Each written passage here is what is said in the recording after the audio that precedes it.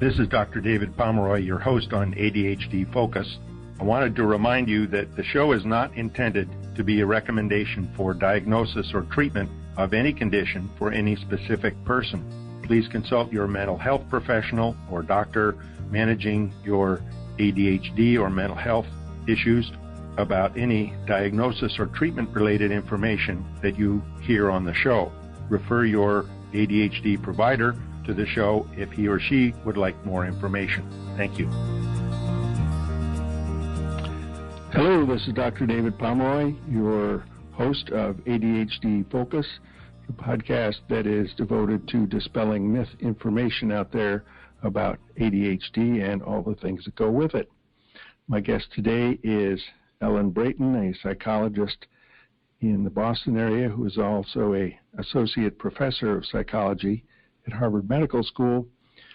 She has written a book about processing speed, which is our subject for today, Bright Kids Who Can't Keep Up. Dr. Braaten, thanks for being on the program. Thank you for having me. This is my favorite topic to talk about, so I'm glad to be here. Great. Then there's the whole concept of time is also important, which I can talk about. The concept of time is a big one for anybody with ADHD. Some people call it a time warp. Someone with ADD think I'm doing this for just half an hour, and no, it's been 2 hours. So having things like certainly analog clocks where you can see the hour and the minute hand, and rather than a digital clock where you have to do some math to figure out how many more minutes till 11 o'clock. If it says 10:20 or 10:40, well, it's only 10. I don't have to worry about 11 yet. And there's a difference there. And having those countdown timers or ones where the red disappears as the task time gets closer to ending. One mom came up with, I think, a great idea. She says, okay, there are songs that kid really likes and knows pretty well. So you set that as you need to have your teeth brushed and your face washed by the time the song ends. The child knows, I'm getting into toward the end because it's this set of words or whatever else, so that it can help the child develop a sense of, I really got to make sure I'm getting through get the toothpaste on, get going with the brushing, and not focus on how evenly is the toothbrush or the toothpaste on the brush. So there's that sense of elapsed time that's built in there.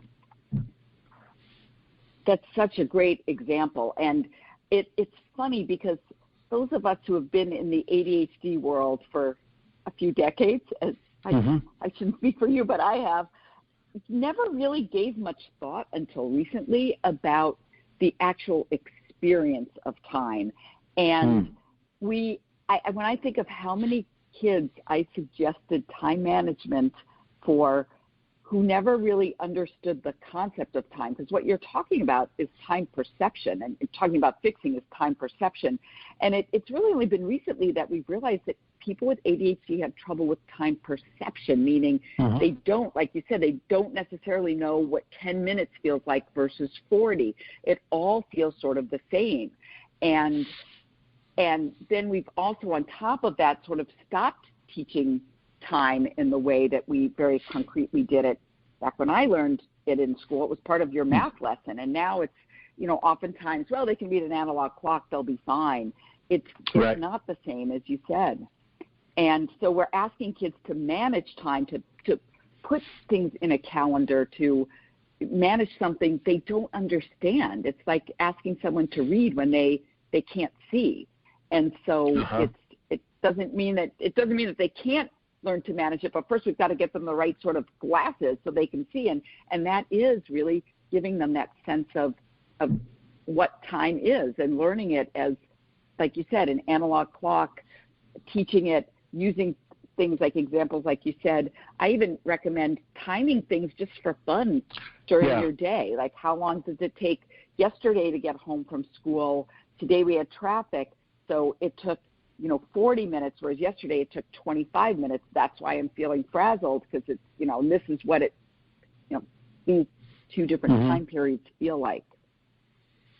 Yeah, the turning it into a game of how long do you think it's going to take us to get home, and it only takes 20 minutes, and it took a lot longer. What do you think? What came up that it took us longer? Or how long do you think it's going to take you to empty the trash and feed the dog, if you remember to pay the dog attention by the time the trash gets done, and then get a sense of that. So how does, and this idea of having two things to track at once, how does working memory fit with processing speed? Are they kind of two different things, or do they interweave? This is an excellent question, and they are overlapping, but definitely separate. So working memory, as you know, but I'll just, say it just so that we're all on the same page about this. It's our brain scratch pad. So it's that short-term memory. It's not that long-term memory that you have a child who can remember every detail from a family vacation 3 years ago but can't remember a phone number. That's working memory, is that short-term memory that is, like the example you said, when we get home, I want you to take out the trash and feed the dog before you start your homework. That's that short-term memory, that sort of brain scratch pad. Now, working memory and processing speed are two different things, and we measure them differently, but they influence each other. So, for example, if you have poor working memory, that's going to slow down your ability to process information, even if you don't have a primary problem with processing speed. And vice versa, processing speed might affect your ability to take in a certain amount of information. So, for example, it's common for people to have who have, like, let's say, poor working or poor processing speed to not have great working memory, because it's, if you're only able to take in a certain amount of information at any one time, and the time is ticking away, you're not going to get all of that information encoded efficiently. So there are, it's good to know when a child has both working memory issues and processing speed issues, and a lot of people with ADHD do have both of those as a relative weakness in their profile. For some, it's part of the diagnosis in a way. They're both related to attention, and so it's not uncommon, and there are ways to work around both. So the important thing is knowing if it's one or the other or both. Yeah, the example you gave of maybe they're in the car and getting close to home. Okay, when we get home, remember to empty the trash, feed the dog, and then you can start homework. And the child is trying to, at home, and then trash and dog, and what was it? So processing all that amount of information at once, it gets jumbled up, and the dog's out of luck. But it's not, again, because the child forgot it. They didn't even get it really registered in there in the first place. Whereas working memory is, they heard all of those, but they lost the third and fourth one, because in the process of doing the first two, those didn't. Now they're, seeing something else on the way back from emptying the trash, and they are off onto looking at that. They didn't even occur to them that there's something, the next step to do. So and this is where parents could, realizing that either one is leaky or not going well, look at, when we get home, then emptying the trash is the thing I'd like you to do. So there are just two things to track. and then Yes. once the trash, and then come back to me after you've emptied the trash. That's when it's the feed the dog, and then we'll look at the next thing. Come back from feeding the dog. All right, let's get started on your homework. So it's yes, that's exactly right. And sometimes we used to use the metaphor of like a cassette tape and an answering machine, that for some people their working memory is just a very short amount of tape on that answering machine, but that's become antiquated. But I wish I could come up with a better one. But some people just have they can just naturally remember 12 numbers in a row without a problem, where some people, their span is only 4 or 5. And when you transfer that, and that's how one way we would measure working memory on tests is by giving them numbers to remember and then having them tell them back to us forwards and backwards or in order. And some people just don't have that big of a span of memory. And so you can't expect them to be able to remember all those things. And I think numbers are easier than remembering phrases, and also the stress that might come with what somebody's asking you to do can also affect working memory. Don't forget to feed the dog when you get home, and you just, the child's realizing, I never fed him before we left for school. Yeah. There are things that go through kids' minds that can also affect their ability to even focus on what you're saying. So, yeah, and I think maybe I'm not sure. It's something even now with computers people realize, but to say, well, your RAM, your random access memory, you only have 250K, but you really need a full gigabyte. And so you can only handle 250 at a time. And that kind of puts it into a number. I remember my first computer, an old compact, had a floppy disk, and it was a great advance when your disk could hold 500K instead of 125. You didn't have to keep on changing disks as much. So that amount, that working memory is kind of how much space do you have? That's a good way to look at it. And I also think too that that can be affected by what's going on at the same time. So that computer analogy, it sort of depends too on, well, it doesn't really, but it depends on how much sleep we've had. That can affect our memory storage, or what we ate, or our blood sugar. All of that can also keep that in sort of from fluctuating. So sure, and I think it can be easy to look at, boy, he's really grumpy every afternoon, and is it his medicine's wearing off, or he's just upset as his sister? Well, let's see. What did he have for breakfast? Did he have much for lunch? Maybe his blood sugar's low by 3:30, or he really didn't sleep well. He's not getting to sleep easily, so 6 hours of sleep is not going to work for a 9-year-old. So we need to concentrate on the sleep part. And getting back to one thing you said, we need to look at a number of things simultaneously. And I didn't know I was going to have to be so much of a sleep expert when I started working with ADHD, but that's a really common problem. So sleep is so foundational to memory and mental clarity that looking at sleep patterns as well as the processing speed and all those, so they all weave together. Absolutely. Looking at school, kind of shifting from home to school, what are the, I think, grades or the teacher's comments? How are parents going to know it's the timed math test that they're not doing well, but gee, at home he can do all these things? I think that in that case, a good evaluation is what's necessary, but probably before that, a really good conversation with the teacher, because oftentimes teachers do have good ideas about what might be going on.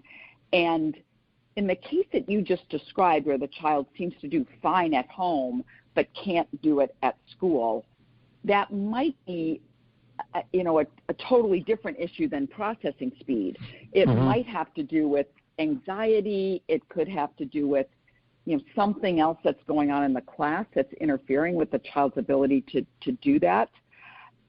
But also I have to say, too, that sometimes, although I totally believe that parents are the very, very best source of data that we as professionals have, but sometimes they're not always aware of how much what seems like a child is doing well at home doesn't always translate into school, because parents don't always realize how much support they're actually giving the child at home.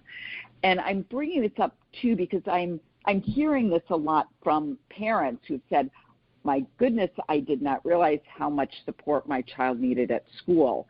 And so they might say, well, he seemed to do fine on his homework with me, but now that I see that he has to do a lot more of this and has to be able to do it in the context of a class, and I'm watching this, I'm able to look over his shoulder while he's on Zoom, I'm just appalled at what's going on. So sometimes parents tend to, again, not realize how much support they're actually giving to their child, and that's where a conversation with the teacher is the first thing. And if this is really interfering with a child's ability to learn or progress in school, then I think an evaluation might be a good first step. Yeah, I think that you're right. Teachers are going to have a sense of, this child can do pretty well in one area, number or areas with math and numbers, for instance. But when it comes to the timed multiplication test, boy, they don't get anywhere with it. Or they can see that the child gets really anxious and upset. And certainly one way I see that can be misinterpreted at school. Younger kids they can't put into words, well, that I'm really anxious, so I need some time to slow down.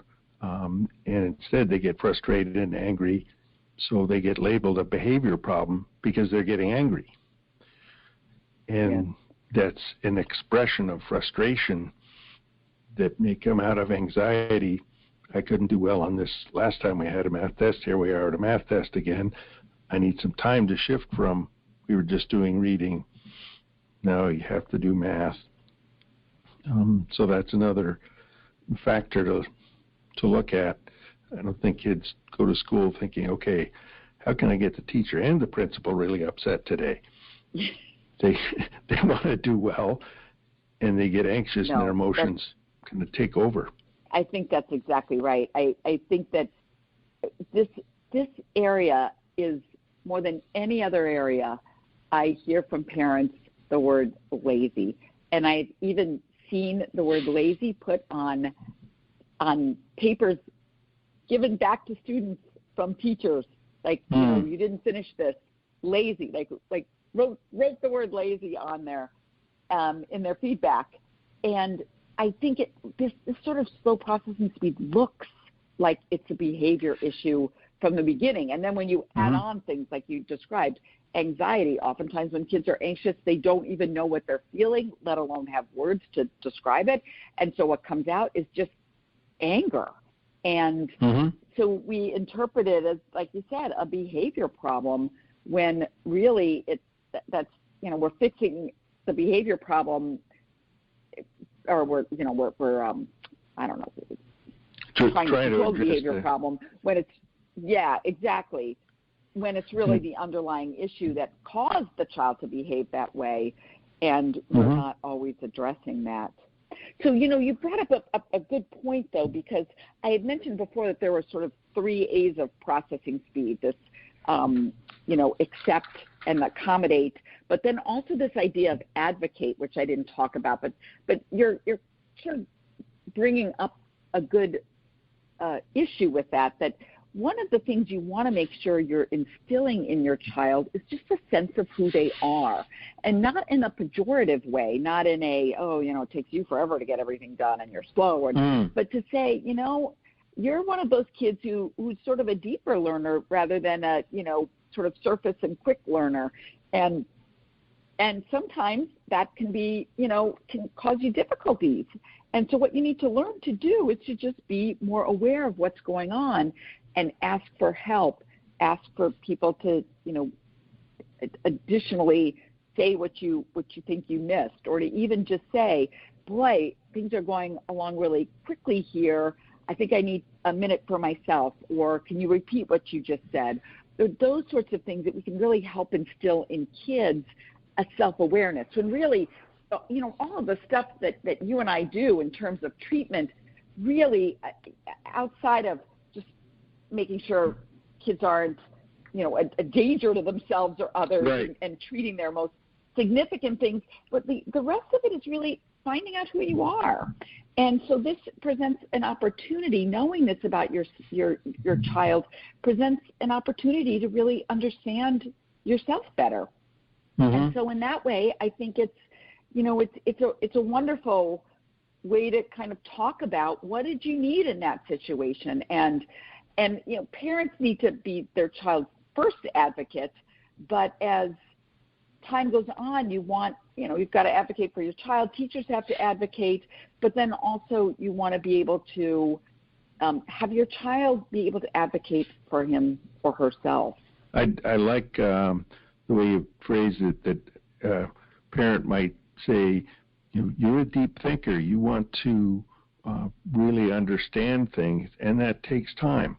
Instead of saying, well, you go slow, so you have to figure out how to go faster. Phrasing it as, this is a positive, this is a strength, that the idea that also it's okay to ask for help. It doesn't mean you're weak or just because other kids don't ask. You can do this because that's what you need. You need some time to think it through. So maybe helping a kid understand that when you get feeling nervous and worried, that may be your signal that you'd like some help. Right, exactly. Yes, sort of that kind of like check your gut right now. How is it that you're feeling, and to be able to kind of walk away a little bit too. So that's the accept this is the way it is, and then help the child understand that, and then that's also where the accommodations get, and I think a conversation with the teacher, other than just the formal 504 accommodations, show up to so the teacher has awareness that, okay, this child needs some time to shift, and be able to even just notice that, oh yeah, this is the signal, he's not quite sure what to do next, that I can go over and help him, or ask someone else to say, help him find that page in the book or whatever. So there is that support, or just asking, do you need some help? So that teacher awareness, child's getting some attention that, oh, the teacher saw that I was having a hard time. So it ends up being a positive spin cycle instead of a negative one. Yeah, exactly. And, there's an emotional cost to every day thinking that you are always behind and you are never, the first one done. And that's, oftentimes we find ourselves treating those issues and not acknowledging what the actual difference is and how we can appreciate that. Yeah, when I could think of what the child might be thinking of is, how come you guys keep on telling me I'm not able to do it? Or why do you keep after me? Can't you figure it out? The child needs help from a parent in figuring out this is how you tie your shoes or whatever. And it might seem to them as, you're not trying to help me, you're just asking me to do things that I can't do, and I tell you I can't, and you just tell me to go faster. So that's where that emotional cost. And a lot of times when I see a child, maybe it's now they're in 6th grade, there's so much emotion on resentment and everything else that's been going on for a while. Both parents and child you need help sorting that out first, because that's getting in the way of, I told him the one thing at a time, but he hasn't figured it out yet. Yeah, but it's only been 5 days. They aren't going to figure all that out right away. So there are a lot of different things that are there. You bring up a really good point, though. It's this idea of speeding things up. And that is the number one question I get from parents, and even people who say, well, yeah, I read your book, but, you didn't tell me how to speed up my child. And there really aren't ways that we know to speed up anybody. It's as if saying, squint harder, you'll see better. It's not something that we can necessarily do. And I totally understand where parents' frustrations are in that, because it's, you see this, but I think you've got to, in sort of the way that you were just describing, acknowledge that this is hard, and the life, the world we live in is making this, what might have not been a problem 50 years ago, now is a big problem because of how, our world is, and really accepting the fact that there isn't, we don't have a magic pill. We don't have a computer program. There isn't just that one thing that will speed things up. I wish there were. And if somebody came up with that, I would be talking about it all the time, but there's not. And it's a complicated thing. And there's a societal and a, some people are just naturally fast at talking, and sometimes that can get them in trouble. And then there are people who aren't, and that combined with our current educational system and the world in which we live and how many things there are to keep track of, it's kind of a perfect storm. But we don't have a pill that's going to solve that. Right.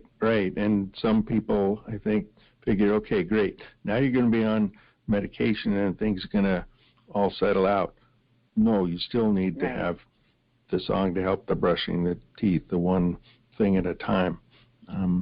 Well, we've covered a lot of ground, and we're getting toward the end of what we can fit into a show. So looking at accept this is the way your child is, slower processing, accommodate what you can do at home, what you can help the teacher understand, but also get information from the teacher, and then advocate, not only parent advocating for the child, but child learning how to do that, and sometimes the teacher advocating for the child, maybe toward the parent or toward the doctor, so the clinician can understand what's going on. My guest today has been Dr. Ellen Braaten, who has written a book on processing speed and how for some people, that's just how fast the gears turn in their brain. Bright Kids Who Can't Keep Up is her book, and she's been a great help, and it's wonderful to have had you on the show. Thank you so much for having me. This is Dr. David Pomeroy on ADHD Focus, and we'll hope that when you have questions about slow processing speed, you can get Dr. Braaten's book. You can listen to this podcast and ask questions of the teachers and the clinicians that are helping you with your child. Thanks a lot for listening, and we'll talk to you soon.